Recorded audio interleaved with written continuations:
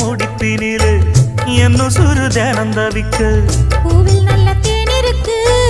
பொன் வண்டு பார்த்திருக்கு இன்னும் என்ன தாமதமோ மாமனுக்கு சம்மதமோ